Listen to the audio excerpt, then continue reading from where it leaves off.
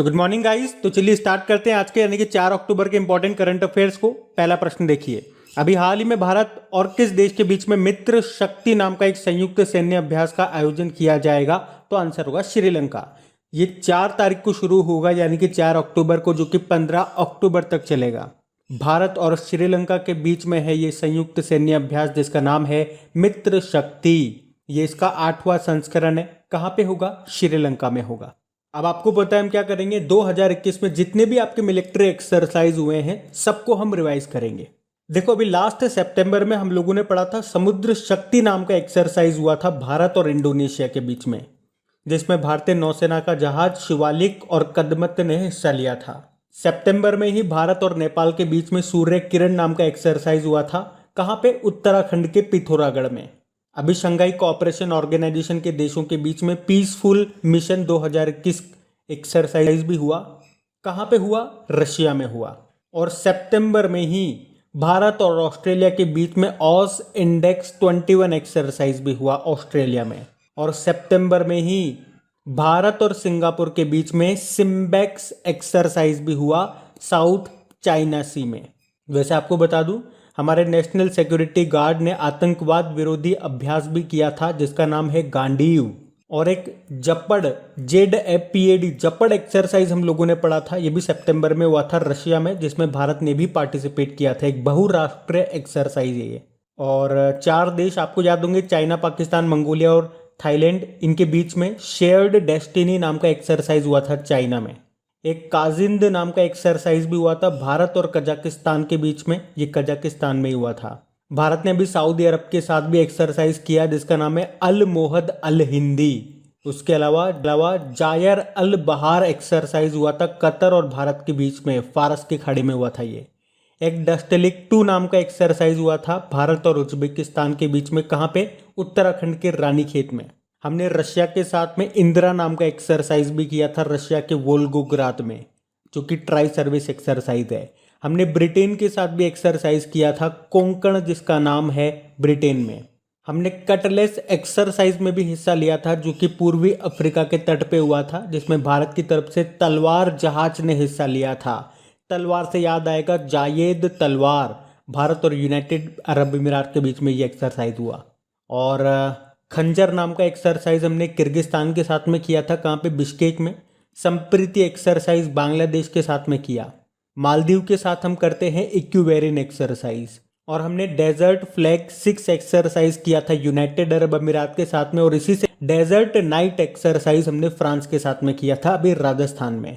France के साथ हम वरुण भी करते हैं, गरुड़ भी करते हैं और शक्ति भी करते हैं, लेकिन गरुड़ शक्ति हम इंडोनेशिया के साथ में करते हैं। इंडोनेशिया के साथ में हमने समुद्र शक्ति भी किया। और अभी हमने पढ़ा मित्र शक्ति श्रीलंका के साथ में किया। श्रीलंका के साथ में हम स्लाइनेक्स नाम का एक्सरसाइज भी करते हैं। और स्लाइनेक्स से आपको याद आ गया सिम्बेक्स। सिम्बेक्स हम सिंगापुर के साथ में करते हैं। सिंगापुर के साथ हम बोल्ड कुरुक्षेत्र नाम की एक्सरसाइज भी करते हैं। और बोल्ड से क्या याद करा था हमने? बोल्ड प्रोजेक्ट जो कि शुरू किया था KVIC ने राजस्थान के उदयपुर से, बांस के पौधे लगाए थे। फिर हमने पकड़ा था मित्र। मित्र मतलब मैत्री। मैत्री हम करते हैं थाईलैंड के साथ में। और शक्ति से याद आएगा ऑपरेशन शक्ति। ये दूसरा परमाणु परीक्षण था जो कि पोखरण में हुआ था 1998 में। पहला स्माइलिंग बुद्धा था 1974 में हुआ था। और अभी मालाबार नाम की एक्सरसाइज ये अमेरिका के गुआम द्वीप पे हुई थी। 4 देशों के बीच में होती है, USA, जापान, भारत और ऑस्ट्रेलिया। वैसे USA के साथ में हम 4 एक्सरसाइज करते हैं, इस साल 2 की थी। वज्र प्रहार हिमाचल प्रदेश में, युद्ध अभ्यास राजस्थान में। वैसे हम टाइगर ट्रैम्प भी करते हैं और कोप इंडिया भी करते हैं। उसी तरह से जापान के साथ धर्मागार्जन करते हैं, जिमेक्स करते हैं, शिन्यू मैत्री करते हैं। चाइना के साथ हैंड इन हैंड एक्सरसाइज करते हैं। तो ये वो सभी सारी एक्सरसाइज हम लोगों ने कवर की है जो इस साल 2021 में हम लोगों ने आयोजित की। उसके अलावा भी कुछ एक्सरसाइज मैंने आपको बताई जो अक्सर चर्चा में रहती है, तो इनको याद रखना बढ़ते आगे। अच्छा बताइए, अभी हाल ही में दूर संचार विभाग के सचिव किसे नियुक्त किया गया? तो आंसर होगा के राजा रमन को। तो अभी के राजा रमन ये अभी दूर संचार विभाग के सचिव बन गए हैं। और उन्होंने किसका स्थान लिया? अंशु प्रकाश का स्थान लिया है। बाकी सुजाता चतुर्वेदी खेल मंत्रालय में सचिव बनी थी, कल ही पढ़ा था। रेखा शर्मा राष्ट्रीय महिला आयोग के अध्यक्ष हैं। अब इनका कार्यकाल 3 साल के लिए बढ़ा दिया गया तो इनका नाम न्यूज में था। और रेखा से आपको याद आएगा रेखा मेनन का नाम, नेस्कॉम की पहली महिला जो अध्यक्ष बनी थी ये। नेस्कॉम मतलब national association of software and services companies. अच्छा, टेलीकम्युनिकेशन मिनिस्टर कौन है हमारे, जो हमारे रेल मंत्री हैं, यानी कि अश्विनी वैष्णव। बढ़ते आगे। फिर बताइए, अभी हाल ही में पहले राष्ट्रीय सुरक्षा सलाहकार का निधन हो गया, नाम बताइए उनका, ब्रजेश मिश्रा। तो भारत के प्रधानमंत्री के सबसे शक्तिशाली प्रधान सचिव थे ये ब्रजेश चंद्र मिश्रा, जिनका भी सितंबर 2021 में निधन हो गया। और ये ब्रजेश मिश्रा का नाम इसलिए इंपॉर्टेंट हो जाता है क्योंकि ये पहले राष्ट्रीय सुरक्षा सलाहकार थे और पूर्व प्रधानमंत्री अटल बिहारी वाजपेयी के प्रधान सचिव रहे थे। अच्छा, वर्तमान में हमारे राष्ट्रीय सुरक्षा सलाहकार यानी कि नेशनल सिक्योरिटी एडवाइजर कौन है, अजीत डोवाल है। बाकी अतुल भट्ट ये राष्ट्रीय इस्पात निगम लिमिटेड के अभी सीएमडी बने थे। अभय कुमार सिंह सहकारिता मंत्रालय में संयुक्त सचिव बने, ज्वाइंट सेक्रेटरी। और नासिर कमल नागरिक उड्डयन सुरक्षा ब्यूरो यानी कि bureau of civil aviation security के डायरेक्टर जनरल बने। अच्छा देखो, निधन की बात है तो कुछ इंपॉर्टेंट नाम मैं आपको बता रहा हूँ। एक पद्मा सचदेवा का नाम याद रखना, इनका निधन हो गया। डोगरी भाषा की पहली आधुनिक कवयित्री थी पद्मा सचदेव। भारत की महिला वॉलीबॉल टीम की कप्तान रह चुकी हैं। वैसे मिल्खा सिंह की ये वाइफ थी। मिल्खा सिंह का भी तो निधन हो गया अभी, और इनकी ऑटोबायोग्राफी का नाम था the race of my life. Nirmal Kaur से आपको याद आएगा मान कौर का नाम, सबसे उम्रदराज महिला एथलीट थी ये। 105 साल की उम्र में इनका निधन हो गया। और 105 साल से आपको याद आएगा 105 साल की उम्र में साक्षरता परीक्षा पास करने वाली सबसे उम्रदराज छात्रा थी भागीरथी अम्मा, निधन हो गया इनका, केरल से थी ये। और अम्मा से याद आएगा गौरी अम्मा का नाम, केरल की पहली महिला राजस्व मंत्री थी ये, निधन हो गया इनका। और भारत की पहली महिला कमेंट्रेटर कौन थी, चंद्रा नायडू, इनका भी निधन हो गया। और भारत की पहली महिला कार्डियोलॉजिस्ट थी एस पद्मावती, इनका भी निधन हो गया। एक रजनी कौल का नाम भी याद रखना, बीबीसी पर हिंदी में समाचार बुलेटिन पढ़ने वाली पहली महिला थी, जिनका भी निधन हो गया। और नंदू नाटेकर का नाम याद रखो क्योंकि 1956 में अंतर्राष्ट्रीय खिताब जीतने वाले ये पहले भारतीय बैडमिंटन प्लेयर थे, जिनका भी निधन हो गया। तो ये सारे इंपॉर्टेंट नाम मैंने आपको एक साथ बताया, इनको ध्यान रखना। बढ़ते हैं आगे। अच्छा बताइए, अभी हाल ही में किस राज्य को बेस्ट स्टेट कॉम्बेटिंग कोविड-19 अवार्ड दिया गया, तो आंसर होगा कर्नाटक को। तो अभी हाल ही में इंडिया टुडे हेल्थ गिरी अवार्ड्स 2021 की घोषणा की गई है और इन्हें अभी उन कोरोना योद्धाओं की भावनाओं को सलाम करने के लिए दिया गया है जिन्होंने कोविड-19 महामारी के विरुद्ध लड़ाई का नेतृत्व किया था। तो दिल्ली के लोक नायक अस्पताल को कोविड-19 का मुकाबला करने वाले सर्वश्रेष्ठ सरकारी अस्पताल का पुरस्कार दिया गया, जबकि कर्नाटक को बेस्ट स्टेट कॉम्बेटिंग कोविड-19 के लिए चुना गया और गुजरात और केरल को best vaccination drive bye a state चुना गया है। अब बात कर्नाटक की है तो ये रहा मैप में कर्नाटक। देखो, कर्नाटक की कैपिटल बेंगलुरु है। बेंगलुरु में आपको इन्फोसिस का हेडक्वार्टर मिलेगा, विप्रो का हेडक्वार्टर मिलेगा, हिंदुस्तान एरोनॉटिकल लिमिटेड का मिलेगा, इसरो का हेडक्वार्टर आपको यहाँ मिलेगा। सिलिकॉन वैली ऑफ इंडिया इसको कहा जाता है, आईटी कैपिटल ऑफ इंडिया। और यहाँ के नए मुख्यमंत्री बने कौन, बसवराज बोम्मई। नए गवर्नर बने कौन, थावरचंद गहलोत। अभी आपको याद होगा सभी सरकारी सेवाओं में ट्रांसजेंडर समुदाय को 1% आरक्षण देने वाला पहला राज्य बना कर्नाटक। और कर्नाटक ने बेंगलुरु में अपनी तरह का पहला पशु कल्याण वॉर रूम शुरू किया था और यहाँ के मुख्यमंत्री ने आकांक्षा पोर्टल को लॉन्च किया था। और इस साल जो खेलो इंडिया यूनिवर्सिटी गेम्स का दूसरा संस्करण होगा ये कर्नाटक में ही होगा। आपको याद होगा नीति आयोग ने जो नवाचार सूचकांक इनोवेशन इंडेक्स जारी किया था उसमें मेजर स्टेट्स की कैटेगरी में कर्नाटक टॉप पे रहा था। कर्नाटक ने ही किसानों के लिए फ्रूट्स पोर्टल को लॉन्च किया था और भारत का पहला चंदन संग्रहालय कर्नाटक के मैसूर में स्थापित किया जाएगा, याद रखना। कर्नाटक ने ही अरुंधति और मैत्रेयी योजना भी शुरू की थी। अलमाटी बांध जो कि कृष्णा नदी पर है और कृष्ण राज सागर बांध जो कि कावेरी नदी पर ही आपको कर्नाटक में मिलेंगे। भारत की पहली तट रक्षक अकादमी कोस्ट गार्ड अकेडमी मंगलुरु में स्थापित की जाएगी। और कर्नाटक सरकार ने देश की पहली इंटीग्रेटेड एयर एम्बुलेंस सर्विस भी शुरू की थी। भारत का पहला खिलौना निर्माण समूह ये बनेगा कर्नाटक में, यानी कि टॉय मैन्युफैक्चरिंग क्लस्टर। और दुनिया का सबसे लंबा प्लेटफॉर्म ये बनाया जा रहा है कर्नाटक के हुबली स्टेशन में। वैसे हुबली स्टेशन का नाम अभी बदल करके क्या हो गया, श्री सिद्धरूदा स्वामीजी रेलवे स्टेशन। और यहीं का हावेरी रेलवे स्टेशन का नाम बदलकर महादेवप्पा मेल्लारा रेलवे स्टेशन कर दिया गया। तो ये सारे पॉइंट ध्यान रखना, बढ़ते हैं आगे। फिर बताइए अभी हाल ही में a test of the Liverpool way a receipt for success नाम की बुक को किसने लिखा? तो आंसर होगा मोना नेम्मर ने। बाकी Dhira Khandelwal Haryana environment and pollution code नाम की बुक को लिखा। Ashok Lavasa an ordinary life portrait of an Indian generation नाम की बुक को लिखा, जो कि एशियन डेवलपमेंट बैंक में आपको पता है हमारे वाइस प्रेसिडेंट हैं। और Amartya Sen home in the world नाम की बुक को लिखा। बढ़ते आगे। फिर बताइए अभी हाल ही में किस राज्य के चिन्नौर चावल को जीआई टैग प्राप्त हुआ? तो आंसर होगा मध्य प्रदेश। तो अभी मध्य प्रदेश के बालाघाट जिले का जो ये चिन्नौर चावल है ये काफी लोकप्रिय है और अब इस चिन्नौर चावल को जीआई टैग मिल गया है। अब देखो चावल से रिलेट करके कुछ इंपॉर्टेंट क्वेश्चन मैं आपको बताता हूँ। जैसे कि आप बताओ पहले तो अभी किस राज्य के काले चावल को जीआई टैग मिला था जिसे चक हाउ भी बोला जाता है? तो आंसर होगा मणिपुर।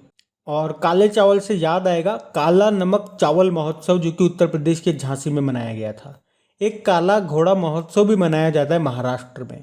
और वैसे आपको याद होगा कतरनी चावल को भी जीआई टैग मिल चुका है जो कि है बिहार का। और बोका चावल जिसे बिना पकाए आप खा सकते हो इसे भी जीआई टैग मिला था, ये असम का है। अभी हमने पढ़ा था जुडीमा चावल से बनी वाइन को जीआई टैग मिला था, ये असम की है। वैसे बताओ राष्ट्रीय चावल अनुसंधान केंद्र कहाँ पर है? कटक उड़ीसा में है। जबकि अंतरराष्ट्रीय चावल अनुसंधान केंद्र आपको मिलेगा मनीला फिलीपींस में। अच्छा बताओ गोल्डन राइस में कौन सा विटामिन भरपूर मात्रा में होता है? विटामिन ए जिसे आप रेटिनॉल बोलते हो, और इसी की कमी से होता है रतौंधी, नाइट ब्लाइंडनेस भी आप बोलते हो, और इसी की कमी से होता है रतौंधी, नाइट ब्लाइंडनेस वगैरह। और पॉलिश किए गए चावल में कौन से विटामिन का अभाव होता है यानी कि कमी होती है? तो आंसर होगा विटामिन बी, और इसकी कमी से बेरी रोग होता है। और आपको याद होगा अभी पश्चिम बंगाल के सरभजा और सुरपुरिया मिठाई को जीआई टैग मिला था। नागालैंड की अभी मीठी ककड़ी को जीआई टैग मिला था। और राजस्थान की सोजत मेहंदी को जीआई टैग मिला था। और उसी तरह से मणिपुर के हाथी मिर्च और संतरे को भी जीआई टैग मिला था। तो ये सारे पॉइंट भी ध्यान रखना, बढ़ते आगे। अच्छा चलिए बताइए अभी हाल ही में वन्य जीव सप्ताह ये कब से शुरू हुआ? तो आंसर होगा 2 अक्टूबर से। तो भारत के वनस्पतियों और जीवों की रक्षा और संरक्षण के उद्देश्य से 2 से लेकर 8 अक्टूबर के बीच में पूरे भारत में हर साल वन्य जीव सप्ताह ये मनाया जाता है। पहला वन्य जीव सप्ताह 1957 में मनाया गया था। तो इस बार 2021 में ये 67वां नंबर का वर्ल्ड वाइल्ड लाइफ वीक मनाया जा रहा है। और इस बार की थीम क्या है? Forest and livelihood sustaining people and planet. अच्छा अगर मैं मान लो मैं आपसे पूछूं कि वर्ल्ड वाइल्ड लाइफ डे कब मनाया जाता है तो आंसर क्या होगा? 3 मार्च को। अच्छा चलो आप लोग कमेंट बॉक्स में टाइप करके बताओ अभी 1 अक्टूबर को हमने कौन कौन से डे मनाए थे? 3-4 डे मनाए थे, बताओ कौन कौन से। पढ़ते आगे। अच्छा बताइए अभी हाल ही में किसे राष्ट्रीय वित्तीय रिपोर्टिंग प्राधिकरण यानी कि नेशनल फाइनेंशियल रिपोर्टिंग अथॉरिटी के अध्यक्ष के रूप में अतिरिक्त प्रभार दिया गया? तो आंसर होगा अशोक कुमार गुप्ता। तो अभी अशोक कुमार गुप्ता को नेशनल फाइनेंशियल रिपोर्टिंग अथॉरिटी के अध्यक्ष के रूप में अतिरिक्त प्रभार एडिशनल चार्ज दिया गया। ये आर श्रीधरन का स्थान लेंगे जो अभी अपना पद छोड़ रहे हैं। ये जो अशोक कुमार गुप्ता है ये कौन है? ये भारतीय प्रतिस्पर्धा आयोग यानी कि कॉम्पिटिशन कमीशन ऑफ इंडिया के अध्यक्ष हैं। क्या नाम है? अशोक कुमार गुप्ता। पंकज सिंह बड़ा इंपॉर्टेंट नाम है, बॉर्डर सिक्योरिटी फोर्स के डायरेक्टर जनरल बने। संजय अरोड़ा और भी बड़ा इंपॉर्टेंट नाम है, आईटीबीपी के डायरेक्टर जनरल बने। और जेबी महापात्रा भी सीबीडीटी के नए अध्यक्ष बनते, central board of direct tax. पढ़ते आगे। फिर बताइए अभी हाल ही में किसे फिर से प्रोड्यूसर गिल्ड ऑफ इंडिया का अध्यक्ष चुना गया? तो आंसर होगा सिद्धार्थ रॉय कपूर को। तो अभी फिल्म निर्माता हैं ये सिद्धार्थ रॉय कपूर और इन्हीं को प्रोड्यूसर्स गिल्ड ऑफ इंडिया के अध्यक्ष के रूप में फिर से चुना गया है। यह भी रॉय कपूर फिल्म्स के संस्थापक और डिज्नी इंडिया के पूर्व मैनेजिंग डायरेक्टर रह चुके हैं। अच्छा इनके अलावा रिलायंस एंटरटेनमेंट के ग्रुप सीईओ शिबाशीष सरकार को उपाध्यक्ष चुना गया है। तो ये प्रोड्यूसर गिल्ड ऑफ इंडिया एक फिल्म, टेलीविजन और डिजिटल सामग्री निर्माता निकाय है जिसके फिर से अध्यक्ष चुने गए सिद्धार्थ रॉय कपूर। बाकी प्रदीप चंद्रन नायर असम राइफल्स के 21वें महानिदेशक बने डायरेक्टर जनरल। उदय शंकर ये फिक्की के अध्यक्ष बने और आशीष चांदोरकर वर्ल्ड ट्रेड ऑर्गेनाइजेशन में भारत के स्थायी मिशन में काउंसलर बने थे। तब आपने इनका नाम पढ़ा होगा। पढ़ते आगे। अच्छा बताइए भी हाल ही में एलआईसी के मैनेजिंग डायरेक्टर कौन बने? तो आंसर होगा बीसी पटनायक। देखो एलआईसी में एक अध्यक्ष होता है और 4 होते हैं मैनेजिंग डायरेक्टर। तो अभी इसके ये मैनेजिंग डायरेक्टर बने BC पटनायक। बाकी पद्मजा चुंद्रू ये नेशनल सिक्योरिटी डिपॉजिटरीज के MD CEO बने। और Deepak Das CGA controller general of accounts महालेखा नियंत्रक बने। Nirlep Singh Roy national fertilizer limited के CMD बने, जिसका हेडक्वार्टर आपको मिलेगा नोएडा में। एक अगर मैं आपसे पूछूं मान लो सवाल कि international road federation of India के अध्यक्ष कौन बने थे? सतीश पारेख बने थे। LIC का हेडक्वार्टर मुंबई में है, स्थापना 1956 में हो गई। अध्यक्ष MR कुमार है। अभी आपको याद होगा इसने एक एप्लीकेशन लॉन्च किया था आनंद नाम से, जिसका मतलब होता है आत्मनिर्भर agent new business digital application. और एक प्रगति नाम से भी एप्लीकेशन लॉन्च किया था LIC ने। बढ़ते आगे। फिर बताइए अभी हाल ही में ऑटोमोटिव स्किल्स डेवलपमेंट काउंसिल के नए अध्यक्ष बने कौन? विनोद अग्रवाल। तो अभी ऑटोमोटिव स्किल्स डेवलपमेंट काउंसिल ने विनोद अग्रवाल को अपना अध्यक्ष नियुक्त किया है। ये निकुंज सांघी की जगह लेंगे। तो ये ऑटो इंडस्ट्री के लिए एक क्षेत्र कौशल परिषद है, जिसका उद्देश्य क्या होता है? ऑटोमोटिव इंडस्ट्री के विकास और प्रतिस्पर्धा को बनाए रखने के लिए देश को आत्मनिर्भर बनाना। बाकी सुरेश एन पटेल केंद्रीय सतर्कता आयुक्त सेंट्रल विजिलेंस कमिश्नर बने। सुशील चंद्रा मुख्य चुनाव आयुक्त बने। एक यशवर्धन सिन्हा का नाम भी याद रखना, जो कि चीफ इंफॉर्मेशन कमिश्नर बने थे। और सुधांशु मित्तल भारतीय खो खो महासंघ के अध्यक्ष बने। तो अब बात करेंगे कल के वीडियो में पूछे गए प्रश्न के उत्तर की।